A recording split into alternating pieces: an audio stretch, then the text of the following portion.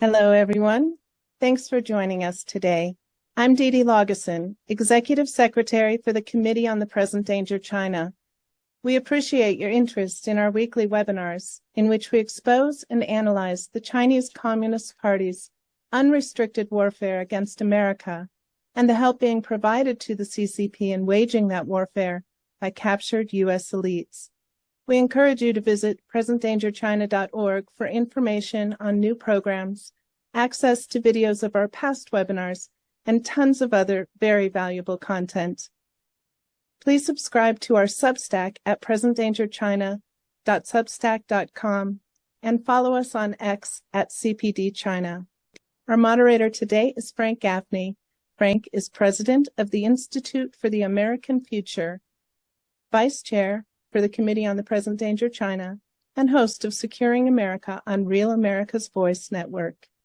Welcome, everyone, to this edition of our weekly Committee on the Present Danger China webinars, in which we focus on various aspects of the Chinese Communist Party threat, as well as the extent to which we are properly perceiving it, if so, how, and prepared to contend with its rather dire implications. We have been subject to, I guess one might say, or certainly experiencing, a series of very important political developments in our own nation, of course, with the election of Donald J. Trump, once again, to be president of the United States.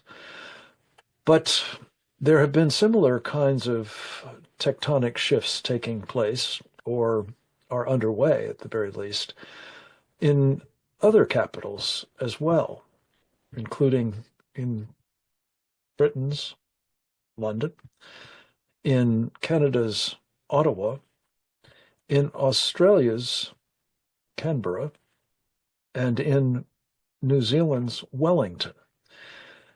And it happens that those five nations have something in common besides this kind of political ferment, shall we say, and change. Namely, they are all members of an informal but very important intelligence partnership known as the Five Eyes. They all have in common, of course, an Anglophone tradition and are democracies of some durability. And they are all facing an ominous and indeed imminent threat from the Chinese Communist Party. How we deal with that threat, how we deter it if it's possible to do so, how we defeat it if not, will be in no small measure a function of whether we have effective situational awareness, as the military calls it. And that, in turn, at heart, is not just what each of these individual nations has, but what they collectively enjoy as a result, among other things, of making common cause in the collection and analysis of important intelligence information. We're going to talk about each of the five countries in turn. We will have as a feature a introductory conversation with the insights of an extraordinarily accomplished intelligence professional, Captain James Fennell, United States Navy retired, no stranger to these programs. As it happens, for technical purposes and reasons, we will come to him second in the batting order, but it will appear as first as intended in the final production. And instead, we are going to begin our conversation with a man who not only hails from our country, the United States of America, but also is, I believe, one of its foremost patriots and accomplished national security thinkers and practitioners. He happens to be also the chairman of our Committee on the Present Danger China, Brian Kennedy. Brian, was for many years associated with the Claremont Institute, including as its president. He has subsequently become the president of another organization, the American Strategy Group. And in addition to his service to the country as the Committee on the Present Danger of China's chairman, you find his writings and his appearances on our program, Securing America, but also, of course, on the War Room and elsewhere. And we're very appreciative of his participation in this program to sort of talk to us about how the Trump administration is likely to affect the Five Eyes partnership, and more importantly, the contending with communist China that it contributes importantly to. Brian, welcome. It's a pleasure to always to have you with us, but especially for this program. And the floor is now yours. Thank you, Frank. It's great to be with you and with this team. As always, this is a most important subject for the country right now. Let me say that I'm a student also of Angelo Codevilla, who many people will know as the late scholar from the Claremont Institute, who was a scourge of the U.S. intelligence community for many years. Angelo was a professor at Boston University and a writer and a thinker about intelligence matters, and was also on the Senate Intelligence Committee staff for many years. And I think he is one of the foremost scholars on intelligence and a teacher of mine. And he wrote for many years in the Claremont Review of Books, but also in commentary and in other places about the problem with intelligence. In our country, Angelo's primary criticism was that it had become too bureaucratic and designed to protect its own interests rather than the interests of the United States. And what we've seen over the past 50 years really is the rise of a kind of deep state in this country that puts the interests of the deep state or the administrative state, however you want to think of these matters in political science terms, before the interests of the country itself. And I think we've seen over the past 5 years the assault of that deep state against the America First movement in general and President Trump in particular. And I think in no small part, this new Trump administration has put the priority of getting our intelligence community and how it positions itself and thinks of itself in relation to U.S. policy, getting that in the correct order. I will say John Ratcliffe was a brilliant pick at CIA. I think Director Ratcliffe, designate, let's call him that for now, is going to get to what the proper role of the U.S. intelligence community ought to be. I think Tulsi Gabbard also will play an important role in that. And I'm spending a little time on this because when we think of how we deal with allies, we first have to get our own house in order. That we first have to understand the national intelligence estimates that we do in this country, make sure that they're not politicized, that they're providing the administration with the correct facts at hand. And we haven't had, in my judgment, very reliable NIEs probably for the last 20 years. They've been highly politicized, not providing either the president, the executive branch more broadly, or even Congress with the correct assessments of where we are as a country. Why does this matter? Well, if we politicize to each other, to our own country, what our true state of affairs really are vis-a-vis the rest of the world, we're in a very poor position to be able to have, let me just say, honest or clear conversations with our allies. And I would say our allies also have their own let's call them deep state problems as well. And so much of what Angelo Codevilla used to describe as intelligence, he said, starts with a lowercase I. It starts with just regular old intelligence. Do we have the smarts? Do we have the people? Do we have the clarity and common sense to see the world for what it is? And Codevilla would often say you could read in a newspaper the state of the world, whether it was the economy or the movement of manufacturing in a certain country. We see in China today a military buildup. Okay, we don't need espionage, we don't need electronic surveillance, we don't need any of that just to see that communist China is moving throughout the world in order to influence events to their liking. We see the Chinese military build up in the Pacific. We see they're building advanced weaponry. We can see with clarity that they are preparing for war. Are we going to prepare for war? Do we need a national intelligence estimate for that? Probably not. We just need clarity about that, small I intelligence. And so I believe this Trump administration is going to be important for them to get right to that, whether it's rebuilding the U.S. military, building our intelligence capabilities, making sure with clarity that we're able to explain to our allies within the Five Eyes that we are in fact in a war here, that they need to understand they're in a war.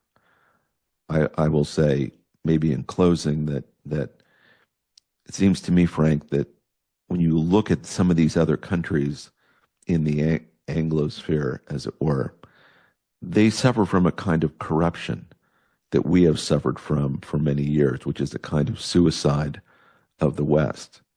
When you look at England, or even Canada and the United States, we've imported into this country people who hate this country. England has imported people into England who hate England. Same is true of Canada. If we cannot get our house in order domestically, it'll be very hard for us to figure out the rest of the world. I expect with the Trump administration, given the President Trump's high priority, we're going to get the immigration piece right.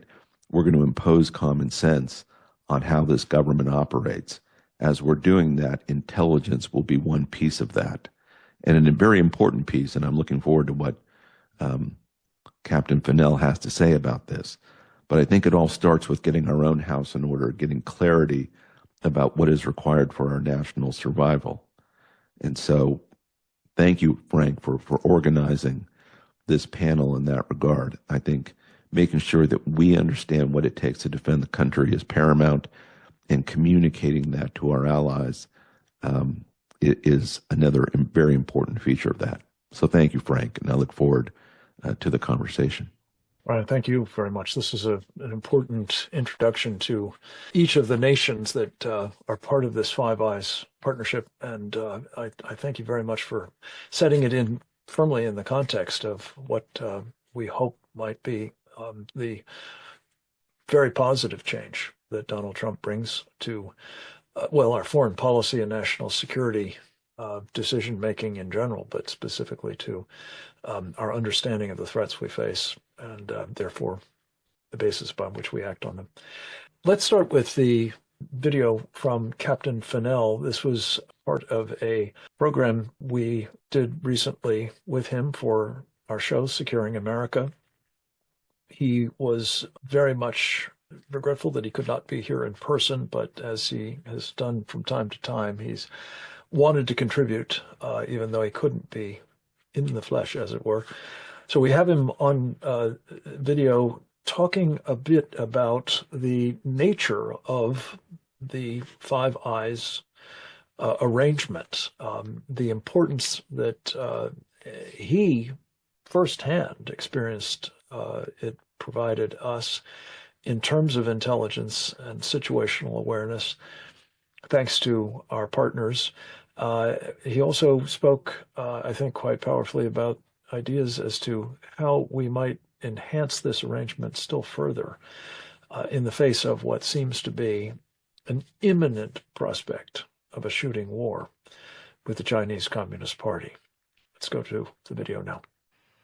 Well, Frank, it's great to be with you, and I could not agree more with your opening statement about what it means to have a president that is back in office and understands what it means to lead from the front and use the bully pulpit.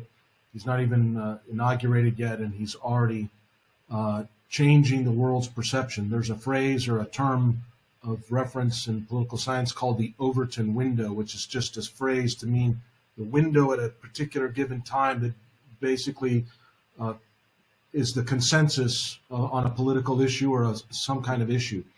And so for 40 years, we have allowed the Overton window on America's national defense to move to the left, move towards Marxism, communism. And with this one press conference, President Trump has moved the Overton window as it relates to our vital national security interest back to at least the center and moving towards the right. And the idea that we would essentially, and you said, it's got an economic component and military component, but it's, as we said, it's about the main thing, and it's really about the threat to our national survival from the People's Republic of China and the Chinese Communist Party's war against America.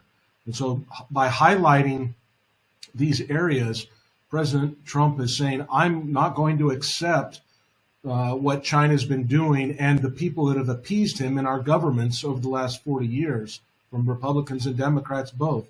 And we're going to get back to serious conversations about what it means to protect our national interests. I live in Europe now, so it's quite a topic of concern and discussion here on the Swiss News last night. And there's all this consternation and then hand-wringing and pearl-clutching that you'd expect. But the fact of the matter is Greenland is closer to the United States than it is to Denmark. It's large. It's in the Arctic Circle. It has rare earths, minerals that are important to not just us, but to the world. And probably President Trump wouldn't have gone there because for many, many years, Denmark it was a very small place, population under 50,000, 45,000 years ago, and it's now about 55,000. He probably wouldn't have done this, except for the Danish government over the last several years has opened up the place to the Chinese. And so we see Chinese investors and their classic tactic and technique of moving in with businesses and hotels and things of that nature, soon to be followed by military state-owned enterprises that start extracting minerals like we're seeing in Afghanistan that's happening right now. So President Trump is putting a marker down and he's saying this is a strategic national interest. And oh, by the way, for the folks in Europe, the folks in Denmark, the fact of the matter is there's people in Greenland that are indigenous people. And how about we ask them who they would like to be aligned with and work with? Let's let democracy play itself out. And I think when we ask that question and we start talking to the people of Greenland, we may find out that they have a different set of answers than the conventional wisdom we get from the leftists in Europe. President Trump said it correctly on Tuesday. The Panama Canal is a vital choke point in our national security structure. And the ability to shut that canal down and prevent the Atlantic Fleet or the Pacific Fleet from going from one side to the other and having to go down around the Strait of Magellan introduces risk, time, and delay that could be vital in any kind of conflict, let alone the economic interest. And again, as I mentioned on another show yesterday or the day before, we didn't just give the canal back to the Panamanian government. They've turned it over to the Chinese to run Hutchison Whampoa, but we also shut down European or U.S. Southern Command, which was a major combatant command that was of vital interest to us as on our southern flank and our national security there. And we shut that down. Five Eyes is something that I, dealt with on a daily basis for 29 years and throughout my career, which was largely in the Pacific theater, but also in times in Europe. And the Five Eyes structure is an intelligence sharing agreement. Many times you'll hear, especially Chinese Communist Party propaganda, talk about Five Eyes as a treaty or a security apparatus or something else. It is none of those things. It is an intelligence sharing agreement amongst five nations: United States of America, Canada, Great Britain, Australia, and New Zealand.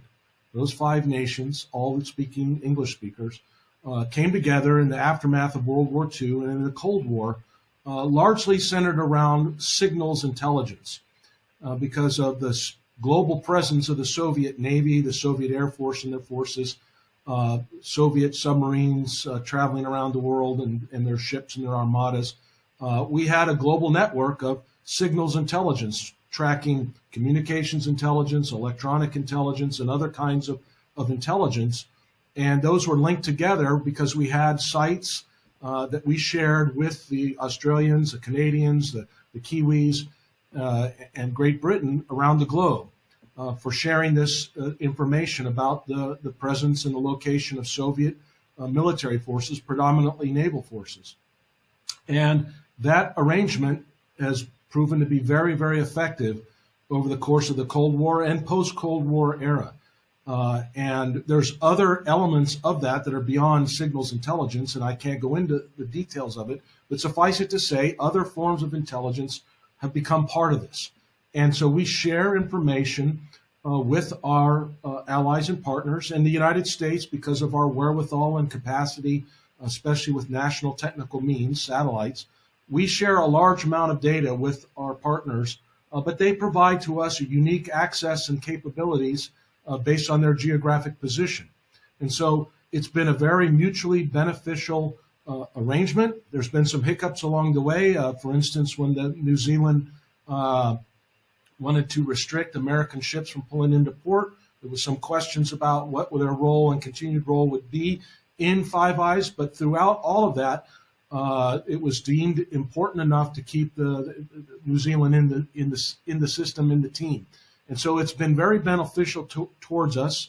Our allies receive a lot of information from us, but we, again, receive information based on their proximity and their access. And so it's been a very beneficial system for us, whether it's fighting wars in the Middle East and getting and sharing intelligence with our partners in that area, or whether it's tracking the Chinese fleet in the Western Pacific or the Indian Ocean or elsewhere around the Korean Peninsula, for instance.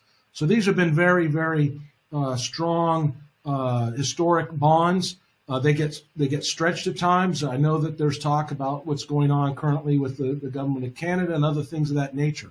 And I'll leave those to the others on this podcast to address. But I can tell you from a national security perspective, it's very, very important. And I will say, just in the last bit here, it can be expanded as well. And so we have allies in Europe, like the French, who in some circumstances have asked to be added to Five Eyes for certain areas and dealings in the European theater. And then I would just say in the Asian theater, I've been participating and involved with actually trying to get the Japanese added to Five Eyes, formally submitted requirements up the chain back to Washington, D.C. to get the Japanese in because of their great alliance and partnership with us. And so with today's technology, there's an ability to ensure that we protect our sources and methods, but while we continue to be able to get the benefit of this data, which provides our forces common operational picture. So if we have ships, amphibious ready groups or strike groups, carrier strike groups from Japan, United States, Australia, all working together, even India we could add in, the ability to be able to share the position and location of Chinese submarines, nuclear submarines, or bombers, or hypersonic missile batteries in garrison, moving out of garrison. If we could share that data with our allies without giving away our sources necessarily, we can benefit ourselves and fight as a larger force with the U.S. and our allies to be able to defeat the PRC if we would ever, hopefully never have to go to war. But if we were to go to war, this would make us much more powerful. So there's reasons to do this, and it's founded on America first, because America gets information from this, and if we isolate ourselves, then we're blindsided and we can be attacked and be surprised, like in December 7th, 1941 or 9/11. So overall, I'm very much in favor of it, but it needs to be done smartly, and some of these have taken way too long. I retired 10 years ago, so why haven't we added the Japanese after 10 years, given that they're on the front lines with the PRC and they have access and insights that we really need to get into our system.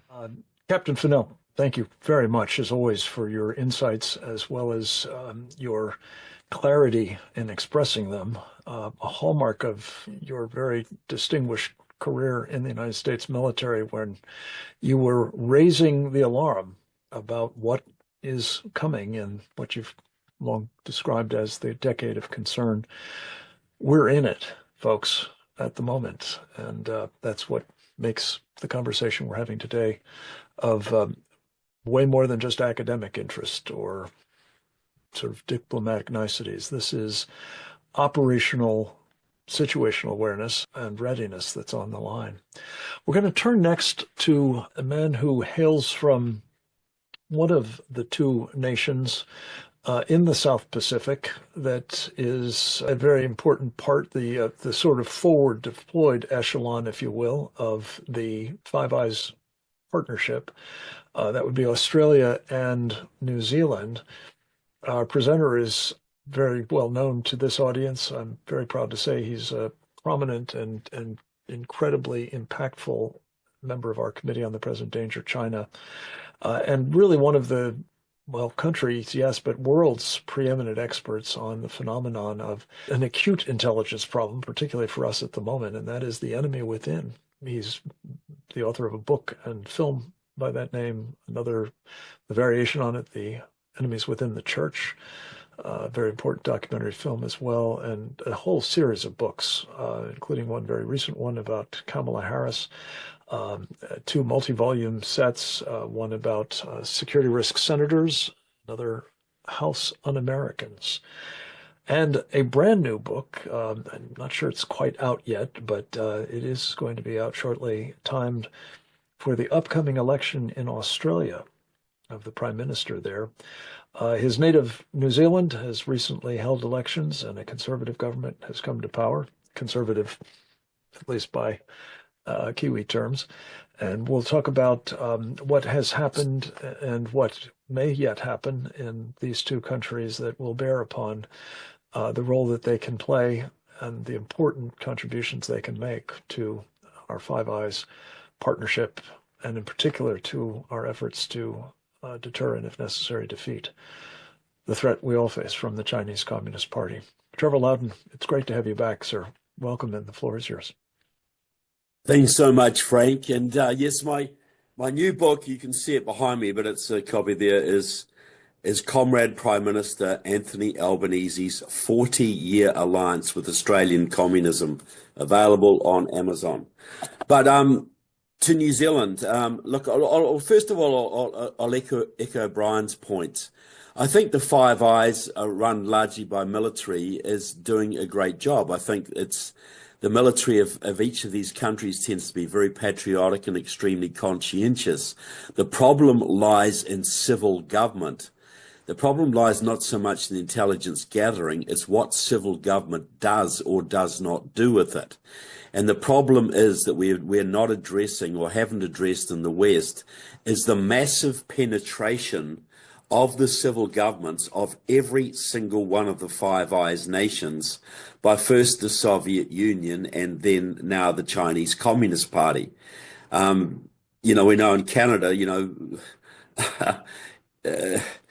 Justin Trudeau is basically a red diaper baby. His father, Pierre Elliott Trudeau, had deep relations with Cuba, the Communist Party of China, traveled there as a young man in the 60s, and the Communist Party of the Soviet Union. But I'll talk about New Zealand. Now, New Zealand has been penetrated by the Chinese, first the Soviet Union and the Chinese for a very long time. For a long time, our foreign minister, Alistair McIntosh, was widely regarded as a Soviet agent. That was for many, many years. He held that position for 30 years, I believe. As Secretary of Foreign Affairs, I mean. And we've had that penetration since the 80s.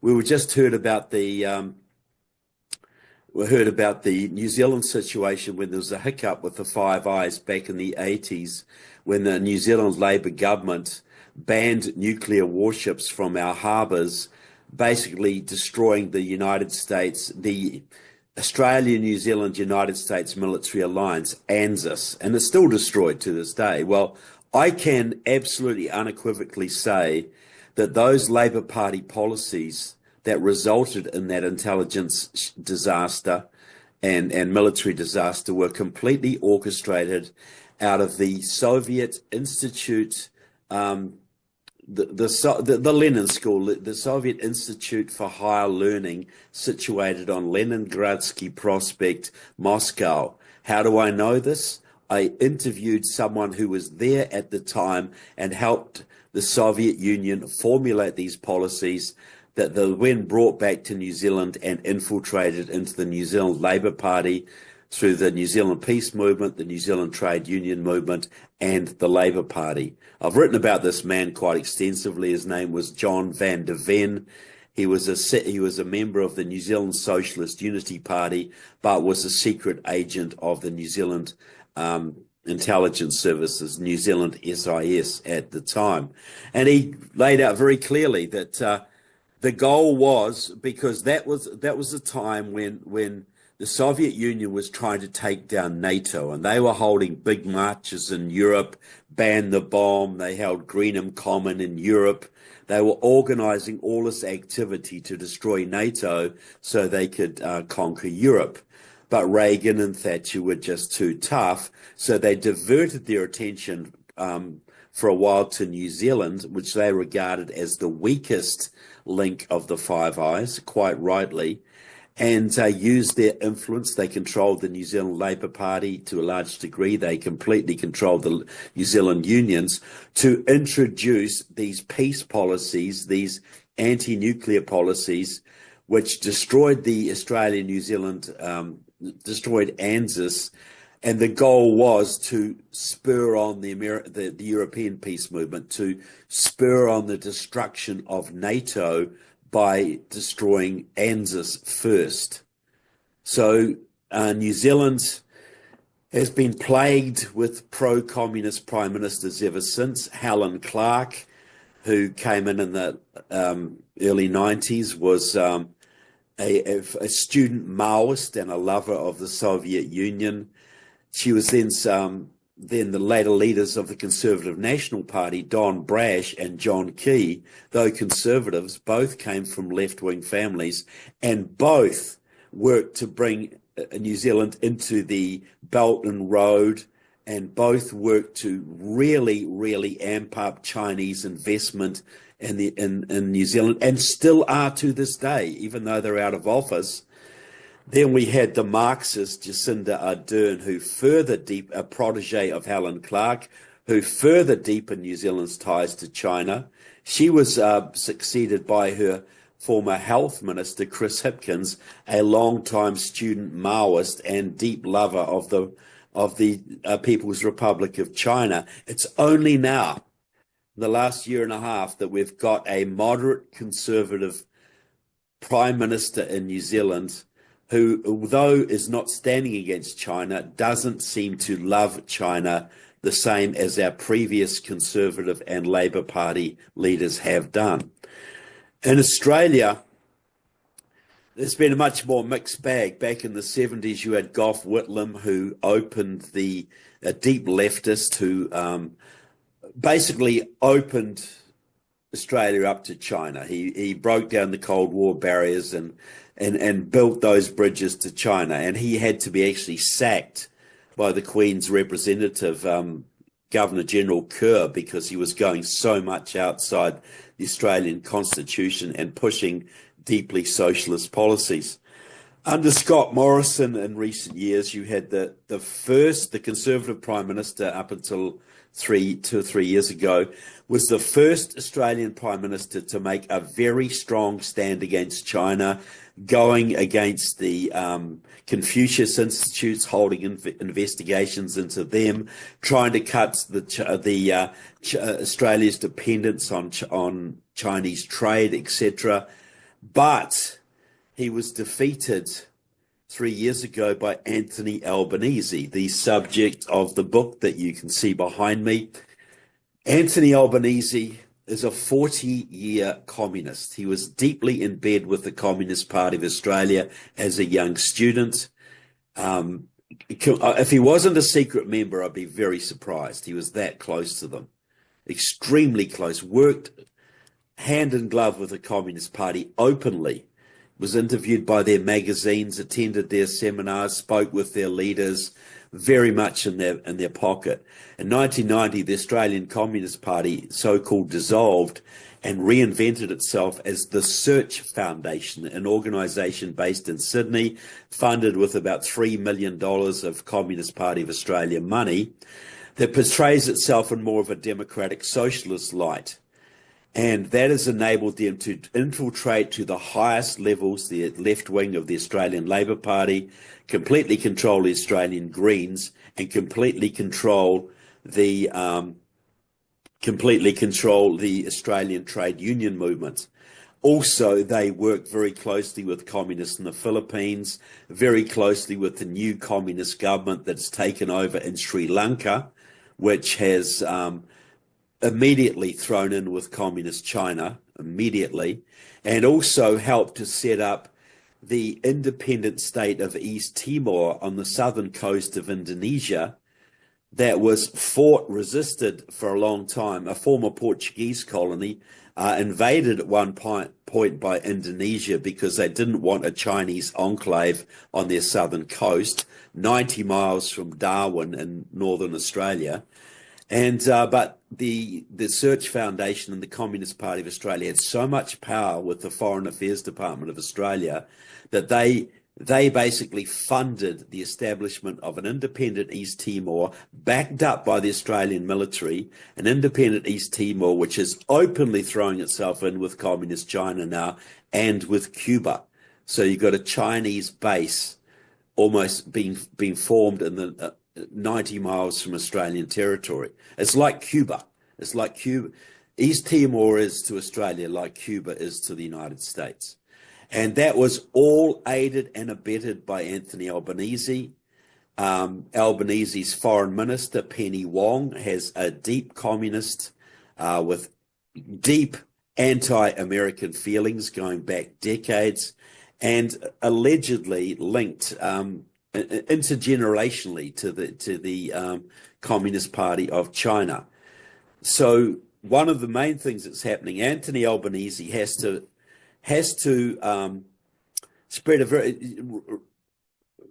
walk a very tight balance when it comes to China. He has closed down investigations into the Confucius Institute. He's been publicly called the most pro-Chinese prime minister since Gough Whitlam. He has also frozen out the Australian Security Intelligence Organisation out of its place in cabinet as his advisory role in the Australian cabinet as of right. They used to sit in the Australian cabinet meetings. That's no longer the case. And many other things that have helped China and basically snubbed the West. You know, Anthony Albanese and Penny Wong have made multiple visits to China in their term of office and are completely pro-China, completely following Chinese policies. The other thing he's doing is that the previous Conservative Prime Minister, Scott Morrison, arranged with the United States to buy 4 nuclear submarines through the AUKUS agreement to augment Australia's defences, to help protect Australia from China. Now, Anthony Albanese, his left wing of the Labor Party, is absolutely trying to undermine that deal and renege on that deal. And Albanese is not coming out against the deal publicly, but all his supporters are. He's relying on the left wing of the Labor Party to cancel that deal, so that he doesn't get blamed for it by not being directly involved, but his supporters are absolutely doing everything they can to sabotage that deal. So what I'm getting at here is ultimately, and this also applies to Britain with Keir Starmer, the military arrangement of Five Eyes is extremely valuable, but we have 5 governments, 4 of which are run by people I consider captured elites. The United States under Biden, hopefully that'll change in a few days. Canada under Trudeau, which is completely allowing the CCP to run rampant in their country. Britain under the old Trotskyist Keir Starmer, who had a file on him in the Czech intelligence service, by the way. And China's making huge inroads in that country. And I'm hoping that by exposing Albanese and the people around him, we can have a conservative government in Canberra by May, and later in the year we can have a conservative government in Canada. And I think it would be very helpful for President Trump's stand against China if he could have a conservative government in Australia to protect the southern flank, a conservative government in Canada to protect the northern flank, because we cannot really defend against China in the South Pacific if the leadership of Australia is more interested in supporting China than it is America. So I hope that the bottom line is, if we don't sort out the foreign infiltration and the deep state in each of these countries, the Five Eyes becomes a liability rather than an asset. But if we can sort out that corruption and that penetration, the Five Eyes is indeed a very valuable asset to our defense posture. Thank you very much, Trevor. Very comprehensive treatment, and you had two countries to cover, so we've given you a bit more time, but it's very, very, very important that we understand, the interconnections here between all of these countries, for that matter, as well as the two from down under. So thank you. We're going to go north of the border next to a video that our friend Christine Douglas Williams gave us, again, as part of an interview that I conducted with her earlier today. She could not be with us live, but we're very appreciative that she's taken the time to talk a bit about the kinds of changes that Trevor's just mentioned in Canada, hopefully resulting in a new government there that is much more robust and much less in the pocket of the Chinese Communist Party. Christine is a journalist by trade. She has many awards to her credit for her reporting, her hosting, her producing of television, as well as written news reporting. She is these days a writer as well as an editor for both Front Page Magazine and for Robert Spencer's superb online resource, jihadwatch.org. She is the author of a very important book about the challenge of modernizing Islam, and is deeply knowledgeable about that subject, as well as the ones she's going to be speaking about with us today. China and Canada and Five Eyes. Let's go to her video now. Right now, as it stands, given that Parliament has been prorogued until March, which means it is non-functional until March. So right there, any potential meetings going on with Five Eyes or anything that is critical that might involve the government of Canada, well, there is right now no functioning government of Canada. So on the most basic level, that is a problem right there.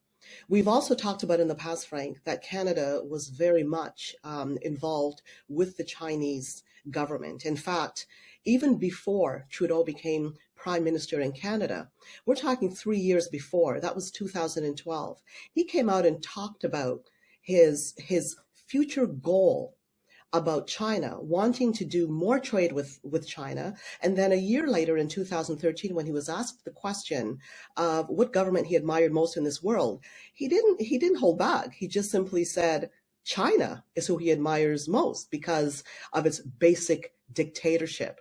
I mean, he's still being quoted for saying this today. So fast forward, he lived up to his promise. Right now, and in fact, in the last couple of years, I've been speaking to you about what's going on in Canada with China. And as it turns out, Canada is completely infiltrated by the Chinese Communist Party on every level. I'm talking private enterprise and even in the public sector. It was actually quite the scandal that took place in Canada because the last couple elections in 2019 and 21, it was determined. In fact, there was a commission that there was indeed Chinese interference involved in Canadian elections. But the commission that investigated eventually determined, well, it didn't affect votes. Now, the big question would be, how could it not affect votes? But that's what they determined. And again, Trudeau was off the hook. When it came to cold weather training for the Chinese troops under Trudeau, we provided that. That was a big scandal. What became of that? Nothing. And so we see a pattern. We saw the Wuhan lab out west, in Winnipeg, in fact. And again, there was a lot of mystery surrounding that lab. Again, nothing came of it.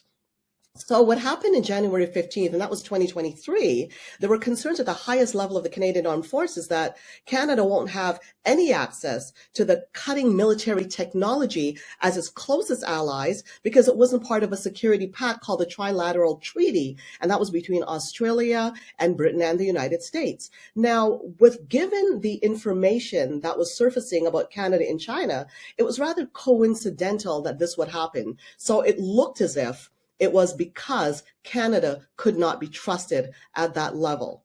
And the treaty was, ironically, it was a bit to counter China's growing presence in the Indo-Pacific region. But Canada was left out. And Canada does have special economic and security interests in that region. But why was Canada left out? Trudeau was being questioned as to why this would happen. But as usual, we got absolutely no answers from Trudeau. Now, something very critical came up, and this is important to the Five Eyes, and this came out within the last week of news that came out of global news. In fact, the last few weeks, the RCMP joined its partners, in the Five Eyes Alliance, warning it. It was a month ago, actually. I'm looking at here, the Global News Report. And they said that there was a rising prominence of young people, I'm quoting this, and minors in counterterrorism cases over the last few years, unquote. So when one looks at the threat that we have here in Canada about terrorism, and in fact, more reports have surfaced in the last week that Canada has never been higher when it comes to its threat for terrorism, and we're talking jihad terrorism than ever before. So looking at the whole security apparatus of Five Eyes and looking at what I just told you about the RCMP and looking at Canada's open borders, basically, how are we going to be dealing with any of these security issues? In fact, it puts into question, Frank, when you look at the entire Five Eyes apparatus, how secure can it really be when it comes to this intelligence sharing, when these borders are wide open and all of these people coming in who are unvetted and are extreme, many of them, not all of them, many of them extreme security threats to their nations? How is the Five Eyes even working when it comes to keeping their respective countries safer? So this is an issue that is standing right now. And once again, I want to go back and say that Canada's parliament is prorogued. So now we basically have no parliament. So it doesn't take much if you put all that together to see how deeply troubled Canada is at this moment. Christine, thank you. That's a very compelling overview of the problem. I guess the good news is, and I'd ask you to sort of go out on a limb here, that what is likely to come next in terms of Canada's future government, come presumably elections in the next few months, as I understand it, will be a government that is not aligned with the Chinese Communist Party, is not welcoming of jihadists and terrorists and those likely to take advantage of the open border between our countries. What is remarkably interesting, Frank, is the similarities that we see between the United States and Canada when it comes to this very issue. You have an incoming government that has to deal with the messes of the previous one. We have a likely incoming government, which will be ruled by Pierre Poilievre, most likely, that also has to deal with the messes of the previous government that ruled almost a decade.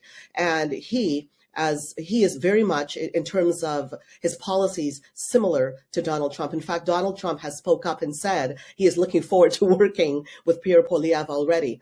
In fact, Mr. Poilievre has already started to talk about hiking tariffs on Chinese EVs, and it's not going to stop there. He was speaking at a steel plant, in fact, in the city of Hamilton, and he was talking about Beijing. He was criticizing it for their weak labor, environmental standards, and how they produce artificially cheap steel and aluminum and EVs. And he wants to crack down on these things. So already the tune that he is singing is completely opposite to what Trudeau did. So we could look forward in a positive way that he will be working with the Trump administration, because that has already come to the surface. And we will start seeing changes when it comes to China. Now, the infiltration on every level, that could be difficult to deal with, considering how far it's deeply infiltrated. Well, that sounds familiar, I have to say, and is true really in all of our countries, as Trevor has pointed out.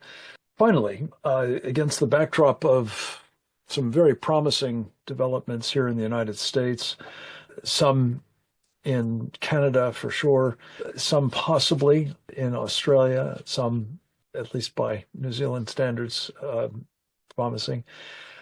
We have in the fifth eye the government of Great Britain undergoing some rather severe strains internally, as well as vis-a-vis Elon Musk at the moment, it turns out. So we've asked our friend Peter McElvenna to join us to provide insights he has garnered. He is a member of the staff of Lord Malcolm Pearson in the House of Lords, the executive director of a group they partner on called Hearts of Oak, and a podcast that they do jointly as well. You've seen him on The War Room and perhaps on our program as well. He's a very, very insightful analyst of particularly national security developments, but not exclusively, in the United Kingdom. And we've wanted him to give us his sense of what the Sturmer government is doing at the moment, in part in response to Elon Musk, apparently, that may bear on the Five Eyes, but its prospects for being a problem or perhaps being replaced in the not too distant future. Peter, thank you for joining us. The floor is yours, sir. Thank you, Frank. And I think I echo a lot of what people say in concern of new administrations and changes in our government and changes in our military. So we have had Keir Starmer in charge for 6 months, not because of any great leaps or policies by the Labour Party, but simply because the Conservative Party had utterly collapsed and didn't know why they were there. But we've had a phenomenal 10 days, and as Frank pointed out, it centres around Elon Musk. And 1st of January, Elon Musk posted free Tommy Robinson, and I thought I was still asleep, but no, I wasn't dreaming. It was on my phone. And then he tweeted, Nigel Farage is not the right man to lead Reform UK, and this clash of Tommy and Tommy being probably the most well-known campaigner in the UK in his position, and then a spotlight on grooming gangs, which are the Muslim Pakistani rape gangs that we have had in the UK for 5 to 6 decades, since at least the mid-70s. And then he's called for Keir Starmer to resign, or the King to call an election. I'm not sure Elon Musk understands the British Constitution or the system, but it's been an exciting ride on a horrendous issue of the grooming gangs, and a whole discussion around that and justice for these girls. And I understand Elon Musk is holding private talks at the moment on how to oust Keir Starmer, or Sir Keir Starmer.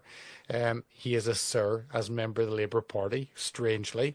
And he said he's complicit in the rape of Britain, and the discussion is Elon Musk even wants to buy one of the biggest football teams in the UK, Liverpool Football Club, which is mine. So all of that, into that mix and into that attack on the UK government comes a fight back attack and the Keir Starmer feels cornered, and he has responded angrily at Elon Musk. I think on the 6th of January, he responded to Elon Musk, and he condemned Elon Musk for his erratic attacks on the government and suggests his lies and misinformation on grooming gangs were amplifying the poison of the far right.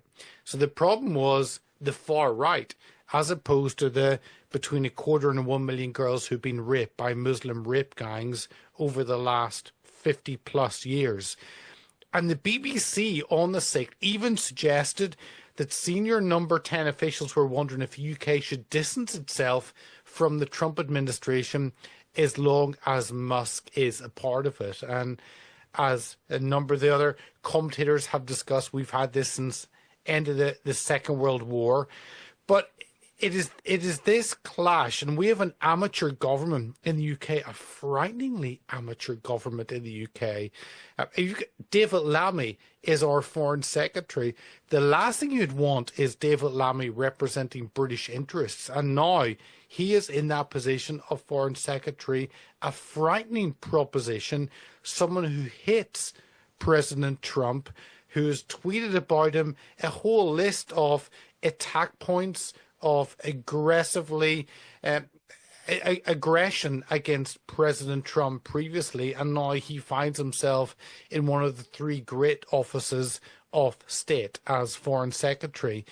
So I think a lot of the anger against Elon Musk at highlighting one of the greatest social scandals that we have had in the UK for half a century at least, and has angered the British government for highlighting this failure in Britain on Conservative and Labour across the board. So into that is a conversation that actually Britain cannot trust a Trump government. Britain cannot trust intelligence with the US.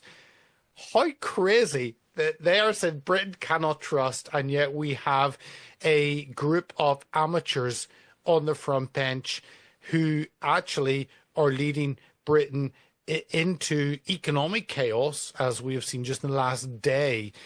Bond rates in the UK have hit, I think, a 25-year high.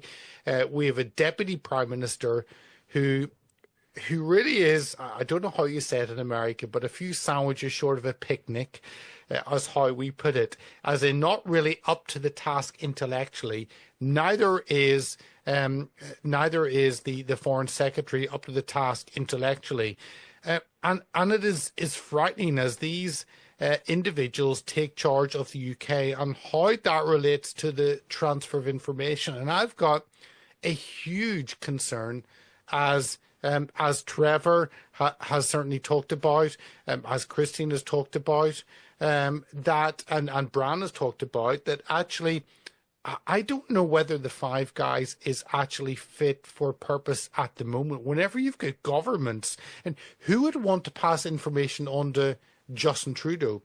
Obviously, he's just resigned. But if you look at the Corporate Transparency Act, that is about passing information on every small American business over to Canada, because that the Egma Group, all based in Montreal. So you're passing all that information. Can you trust that government? Can you trust, obviously, newer governments in Australia and New Zealand, and a brand new government in the UK? I don't think any of these governments can really be trusted, and I don't know what they think they want for a vision for integration with these with these different countries, and I don't know what vision they have of the nation states going forward. And I think we are at a crisis point when President Trump takes office in just over a week. I don't know how that is going to connect with the UK, or connect with Australia, or connect with Canada. Pierre looks exciting, or with New Zealand. And actually, we're seeing bigger changes across Europe. And I think we're going to have a conversation, because if the Freedom Party are allowed to take office in Austria, if the AfD and Elon Musk had a Twitter Spaces or X Spaces, sorry, I show my age, with Alice, the leader of the AfD party, Alternative for Deutschland in Germany, he had a interview with her in effect last night.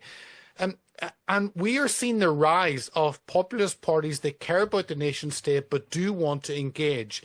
That is very different to where Britain currently finds itself, and really where Australia, New Zealand and Canada found themselves in the last few years, that it is accepting and embracing the woke ideology that has destroyed our military. The UK military is a laughingstock. We are the smallest standing army since we were back fighting Napoleon. So you're back over 200 years. We have an air force which is utterly decimated, and we are trying to find spare parts everywhere for our aircraft. We have moved away from being able to actually fight in different engagements worldwide. I don't think we could actually go into one engagement, never mind two simultaneous engagements. So we have lost that ability, and I don't know how beneficial the UK is militarily to the US, or I don't know whether the UK government can be trusted to sharing intelligence. We are definitely at a crossroads, and the focus on the UK is on information or misinformation or disinformation. And even it came out yesterday that the UK government are investigating Elon Musk. It stepped up extra monitoring to assess his role in spreading misinformation. That's where the focus is. And I think that we are at a crossroads of cooperation and engagement and intelligence sharing. And we could come out of this with a brand new system, a brand new engagement policy. And we are not in a position where it's been friendly previously. We're far away from that. So this call from unnamed sources in number 10 Downing Street that we need to renegotiate and re-understand what it means for that in terms of relationship with President Trump and in terms of sharing information is hugely concerning, but I think is where we're going. And it'll be interesting to see how President Trump addresses this issue, not only with the UK, but the rest of the Five Eyes nations. Thank you very much, Peter. This is a really interesting point on which to open up to questions with our speakers.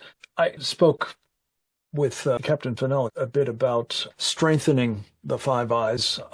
It sounds from what you've said, Peter, as though it may be down to Four Eyes here shortly.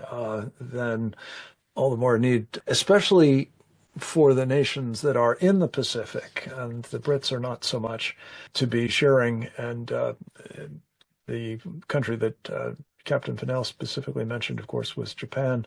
We may be about to see the other principal ally we have in the northern Pacific, Korea, go down the tubes. So the idea of sharing intelligence with that government may be off the table. But I'd be very interested in the thoughts of each of those of you who are with us on this whole idea of not only sharing intelligence with the Anglophone nations, but opening it up to others. Some have suggested India as well. And whether you have any insights, Captain Fennell seems fairly sanguine about it, but I'd be interested in others' thoughts as well on the ability actually to protect sources and methods in such an intelligence sharing arrangement. Trevor, might we start with you? Echo Peter's thoughts. Right now, I think Britain is very unreliable. I think Canada is, and Australia is. And that's three of the Five Eyes. Well, right now, America is too, until another week. So, I think the emphasis has to be on what has been ignored for 60 years is the elite capture, first by the Soviet Union, now by the CCP and its allies. If we cannot start to clean that out, and I think that should be a condition imposed by the Trump administration on any country that wants to ally with America, whether it's in the Five Eyes or NATO or anywhere else, there has to be a massive cleansing on subversive influences in the State Department, the Foreign Affairs departments, the civil government, and even the military in some cases. Whenever you're on, I always take advantage of the opportunity to invite you to talk a little bit about one of your ideas for doing this. But specifically, if the United States were to require this as a condition for intelligence sharing or other engagement, it's going to have to clean up its own house, isn't it? So what are your thoughts on how we do that might be a model for the others? We have to use organized crime techniques to deal with the foreign infiltration of our countries. And I would suggest that President Trump sets up a new intelligence agency dedicated to rooting out foreign interference. Nobody from CIA, as it's currently configured, or FBI, but people from special forces, sheriff's departments, absolutely vetted. You might interview 30,000 people to get 1,000, just the best of the best, very compartmentalized.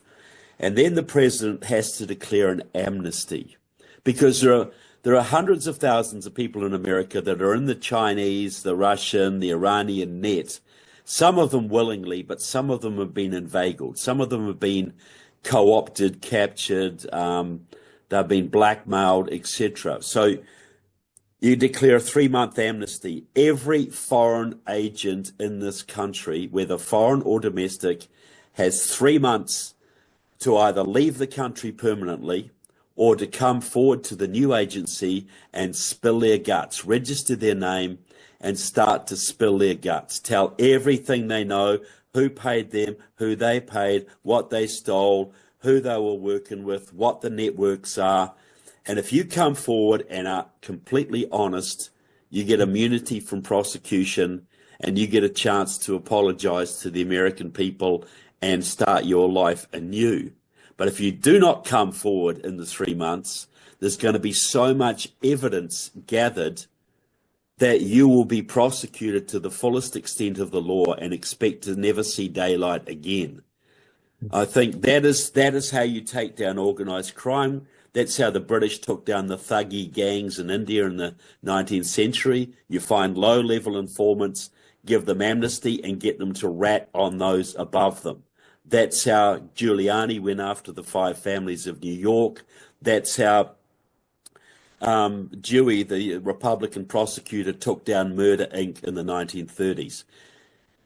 You form an elite, untouchable squad. You go after the bad guys. You catch low-level ones. You give them immunity if they will rat on those above them. And you just keep going up the chain. I would think you would see hundreds of thousands of Chinese leave the country, Russian mobsters, cartel guys, North Koreans, Cubans, you name it, they'd be leaving the country within 3 months. And then you get hundreds, if not thousands, of people coming forward to spill their guts. And the very few that remained would suffer the full consequences of the law, and the American public would finally understand how deep the penetration is and be willing to implement the security safeguards going forward to make sure it doesn't repeat. And if President Trump imposed some variation of that on other countries, I think you could see a cascading effect right across the West. You could take down the CCP influence without firing a shot. Brian, let me turn to you. Is this something that you anticipate would be well received by the Trump team and serve as a model, as Trevor suggested, for others seeking to collaborate with us? I would think so, Frank. I mean, look, this kind of comes out where we started, or at least my own criticism started before we got going on this webinar. I joked that I didn't believe in the Five Eyes. I didn't mean that literally. I meant as it's currently situated or currently constituted. Yeah, it really is not. It's not ready to be used effectively. As you know, I subscribe to everything Trevor was saying about all that. And I do think the Trump administration will go through something akin to that in order to clean up our intelligence agencies. We have to remember that it was, the two of the Five Eyes, the U.S. and Great Britain, that really launched the intelligence operation against President Trump 5 years ago. And so we're living through all that, 5 years ago, 2015, 2016. They really began their operation to make sure that Trump's first administration would not be effective, and they've been going against him ever since. And so until we clean up our own house, as you said, and as I started with, we're going to be up against it. And I do believe that Director Ratcliffe and Tulsi Gabbard are going to have to go a long way, and Kash Patel, especially with the FBI, they're going to have to go a long way to make sure that's done over this next year. And I would just say, just as a practical matter, we can't really rely on the Five Eyes as an agreement, however informal it may be, so long as the intelligence agencies that make up the Five Eyes are themselves corrupted by either left-wing ideology, outright communism, corruption, and the kind of political organization we've seen over the past decade. Peter, let me come to you. You've indicated that at the moment things are headed the other way in the UK. And in addition, of course, to the threats that we face from the Chinese Communist Party, they are actually very much in cahoots with what I call Sharia supremacists. And you've been talking with me on our program and elsewhere about the degree to which this is a huge problem in the UK. You mentioned Tommy Robinson. I don't think you introduced him, but Tommy, of course, is a man of the people in Britain who has been extraordinarily, I think, courageous and clear-eyed about this particular problem. I understand that you're going to be visiting with him in prison, where he is being held in solitary confinement for 9 months for having screened a film that talks about this grooming gang problem. Could you shed light on the extent to which the government of the United Kingdom, under both the Tories, frankly, but also Labour, and by implication, the intelligence services there, are compromised by the Sharia supremacists, if not the Chinese communists, or possibly both? Possibly both. I'd agree on that. I mean, Tommy Robinson has been a figure, high-profile figure in the UK, probably since 2005, 2006, probably one of the most well-known individuals in the UK. Nigel Farage, Boris Johnson, they're probably the only other two individuals that would be instantly recognisable. And we have had, London is, actually Lord Pearson just got the latest figures back from the Office of National Statistics on the Islamic population.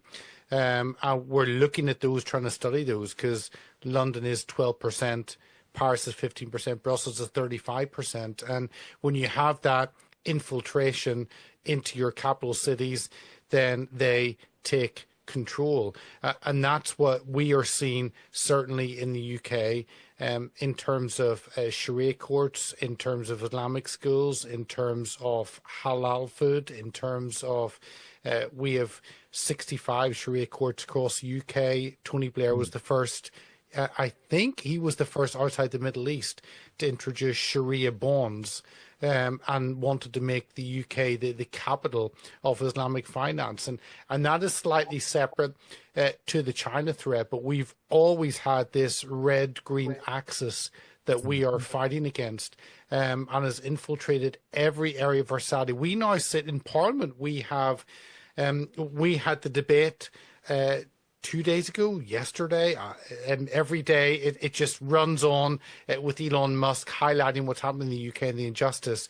But we had a debate on the grooming gangs and whether or not we should have a full-on report. We've never had an independent report on these Muslim rape gangs, never, across the UK. And we had a whole debate on it. Every single Labour MP voted against it with Keir Starmer because they were threatened with removal from the Labour Party. And every single independent MP voted against it. And we have a large grouping now of independent MPs, which are in effect pro ISIS. They're pro Gaza. Gaza is basically what drives them, and we have a large block of Muslim MPs that have come together and are helping push that agenda. That's kind of above the surface. The Chinese issue is underneath the surface, how they've captured parts of our education system, our research, and who knows what level of blackmail we've had in government. That yet has not come out. It hasn't in the US, hasn't in the UK. But is that Islamic threat that we face, and a fear in the media to address that, to engage with that. And that's what Tommy has talked about for many, maybe nearly two decades. He's highlighted this clash that we have, and you're not allowed to talk about it, well, until Elon Musk did on the 1st of January 2025, and now you are allowed to talk about it, so it is a godsend. Could you just say a word about this, because I suspect, as this is a part of a series of programs that is very much focused on the Chinese Communist Party. I think for background of our audience, it would be useful to have you say a word about this. What do you mean by grooming gangs? What does that, is this a beauty contest kind of thing or something else? The first newspaper article I can come across in 1975 on this issue. It was highlighted by a Labour MP in 2002, then by a journalist 2007, and then came to the world in 2012 on the front page of the London Times. And it is, we have Muslim Pakistani rape gangs, family rape gangs. I mean, it is horrendous when you look into this. And Lord Pearson has talked about 250,000 girls being raped by these gangs. We have a Labour MP in Rotherham in one of the hotspots of these areas, and she has talked about up to 1 million girls have been affected by this. We've had 420 men arrested and charged and sent to jail, often with sentences of 5-6 years. 5-6 years for multiple cases of child rape. That's how our government look at this issue. We've had in 40 towns, we've had 70 trials since around 2006, 2007, and it's ongoing. We have the police collapsing these cases because they don't want to address it. We have whole local authorities, local councils, local politicians, all resigning en masse, being forced to resign because of this issue. It is so deep, and it is such a huge cover up, and I'm glad the media are highlighting this as if it's a new issue. It's not a new issue. It's been happening for 6 decades.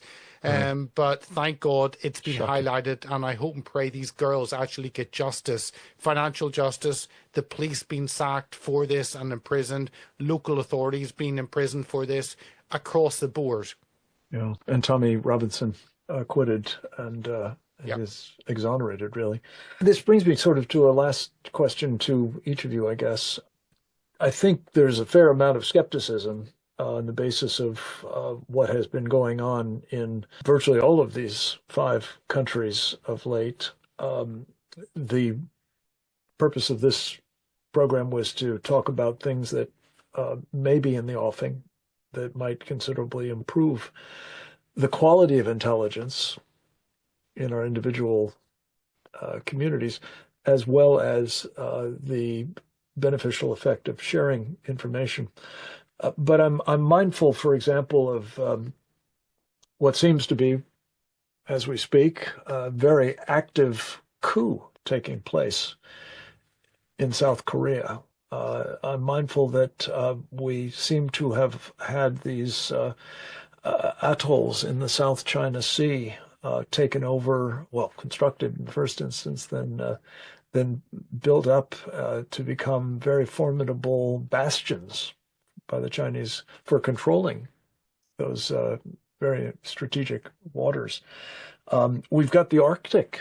This is a topic I hope for a forthcoming program.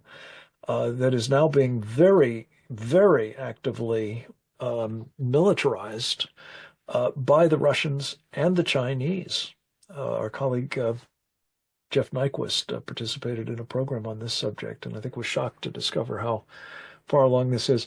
But I guess the question to each of you, to the extent you can comment on it, we're all operating in the unclassified domain, but based on your knowledge of the governments in question and who's been running these intelligence agencies, whether they're up to the job as things stand now, for sure. And this may change if there's changes in government. This may change if there's better cooperation, more meaningful cooperation in the intelligence circles. But just very quickly, your thoughts on the degree to which some of these are indicative of surprises and a lack of competence that has to be improved if there is to be a defense against China.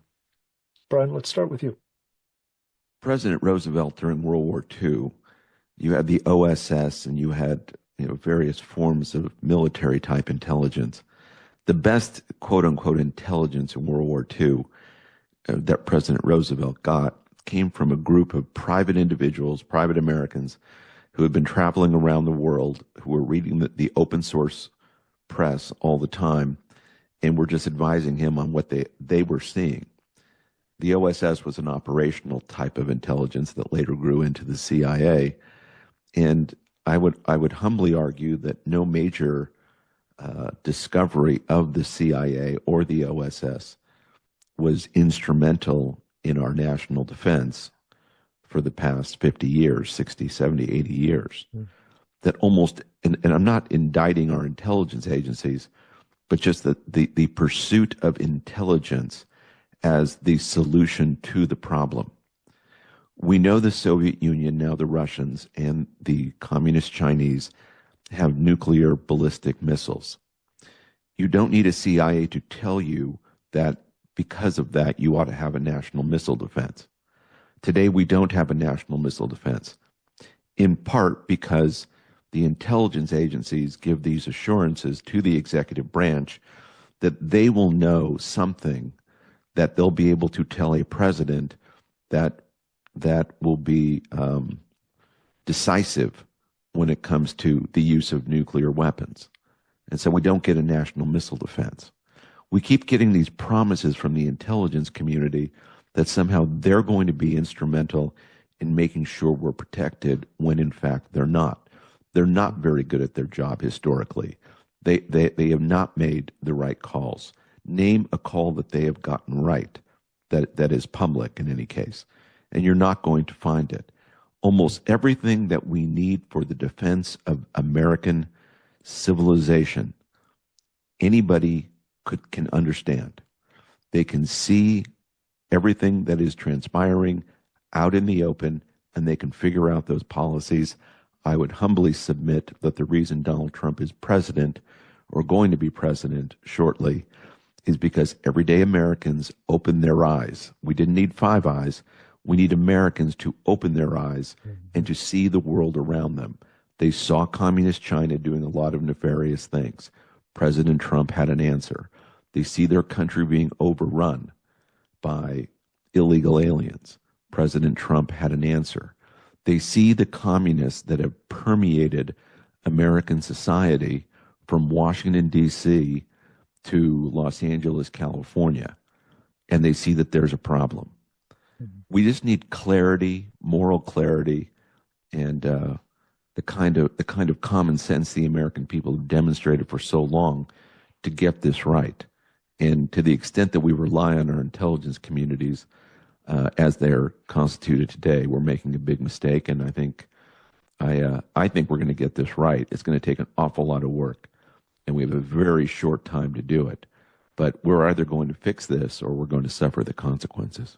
Peter McElveen, your thoughts on the adequacy of intelligence today and whether it's up to the job? No, and we today, I think Rachel Reeves, the head of UK finance, the Chancellor, she heads to China, and there's been a little bit of debate, but not much, her head in China, because 3 weeks ago, I think, there was an expose on a spy ring right at the heart of the British government in terms of the royal family, and that was Prince Andrew. Prince Andrew, who likes to consort with these individuals because he's short of money, and because after the Epstein linking and allegations that suddenly he's persona non grata. But back then, 3 weeks ago, the headline in the Telegraph was Chinese espionage has changed the game and the West is struggling to keep up. And this was all, if you can have a spy ring right in the middle of the royal family, then you've got concerns. But you've got Prince Andrew, who's always been up for a few extra bucks, a few extra dollars. And he has always been a fairly weak individual in the royal family in terms of financial incentives. And we've seen that blow open 3 weeks ago. So I think that shows where we are, the weakness in the royal family. And I am sure that we will see stories similar to this coming up in the heart of the UK government. Wow.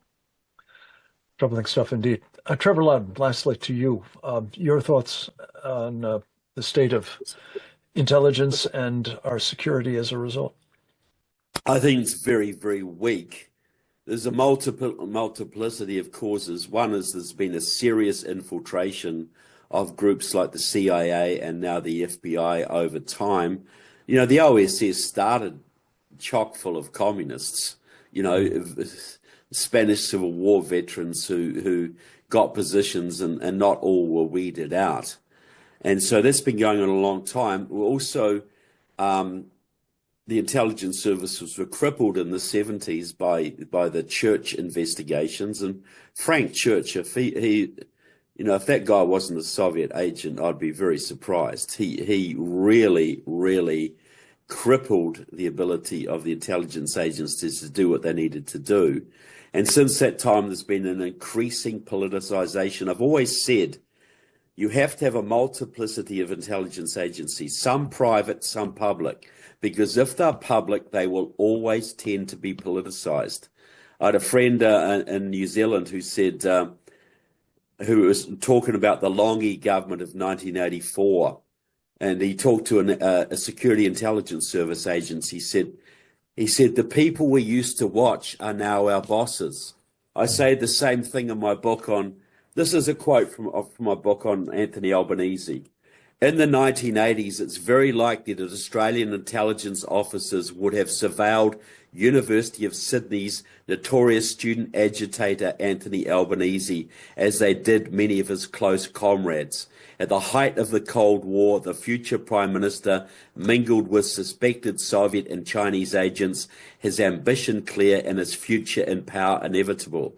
Decades later, in this new era of global tensions, those same public guardians now serve under the very man they once monitored. Imagine their shock, the secrets they cannot share, and the implications for their country.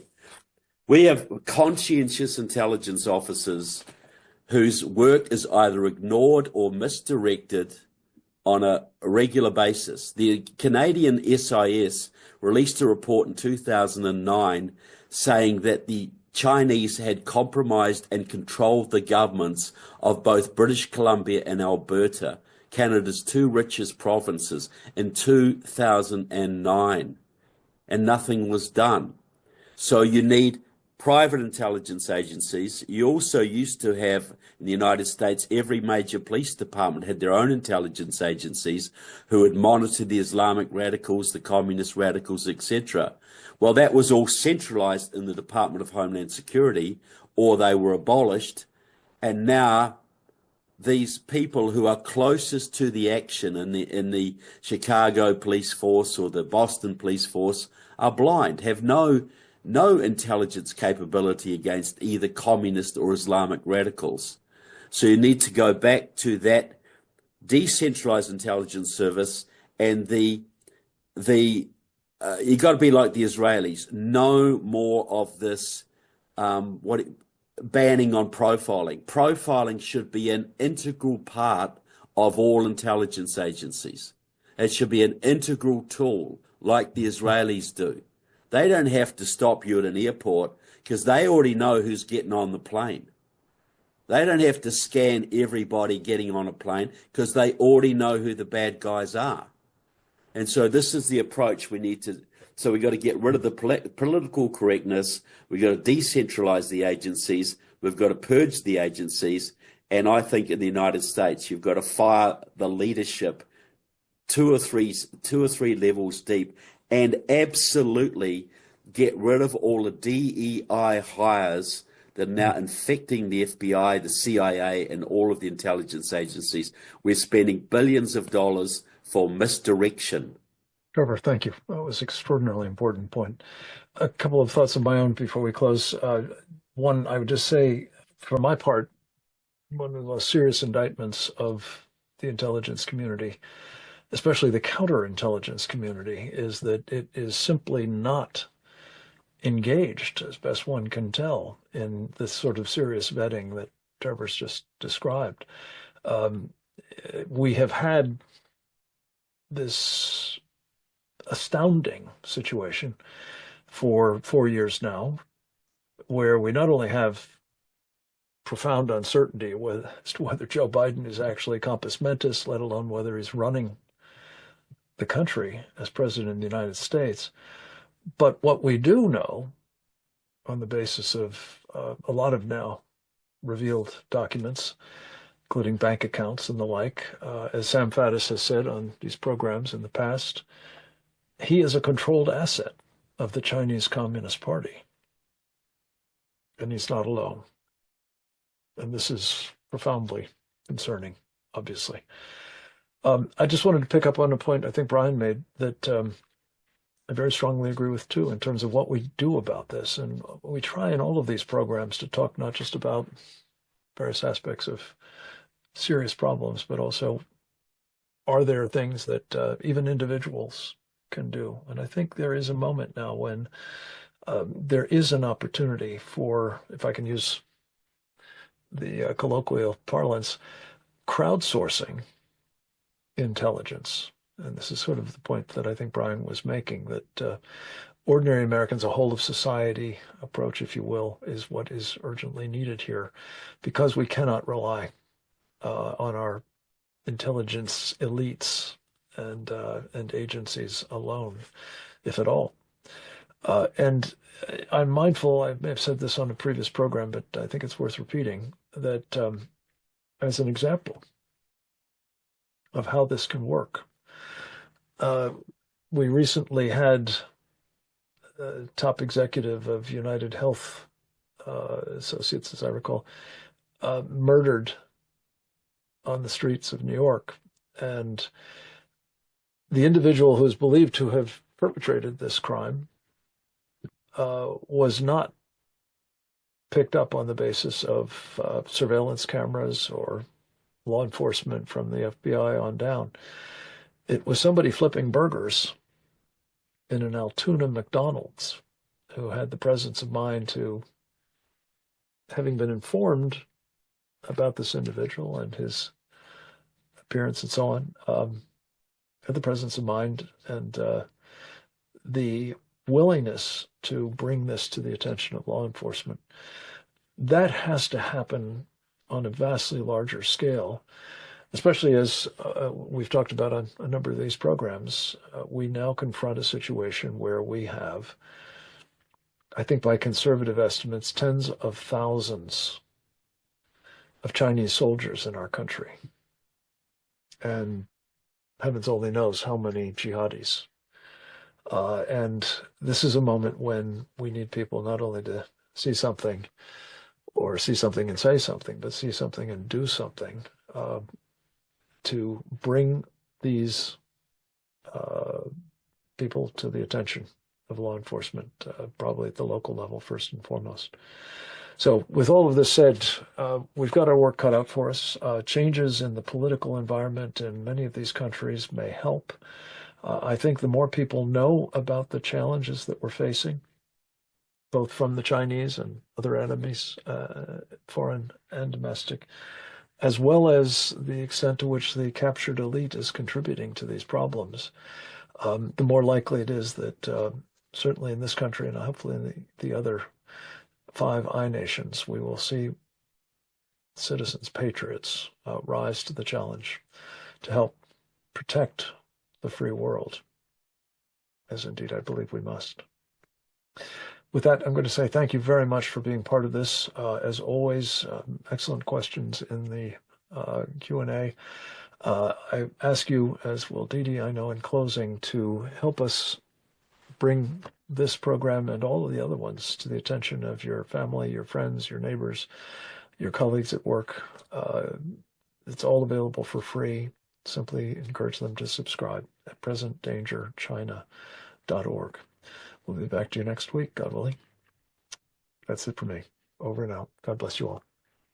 Thank you, Frank, and panelists. This was a very informative webinar. I learned so much, and I'm sure our audience members did. Thank you to the audience for being here today. A video of this webinar will be posted to presentdangerchina.org within a day of the conclusion of our program. Please share this and our other programs with your elected representatives, colleagues, and other networks. And please subscribe to our Substack at presentdangerchina.substack.com and follow us on X at CPD China for updates. Join us again next week for another installment of our Committee on the Present Danger China webinar series on the CCP's unrestricted warfare against America and the free world, and how CCP captured elites betray the USA. Thanks for joining us today, and goodbye.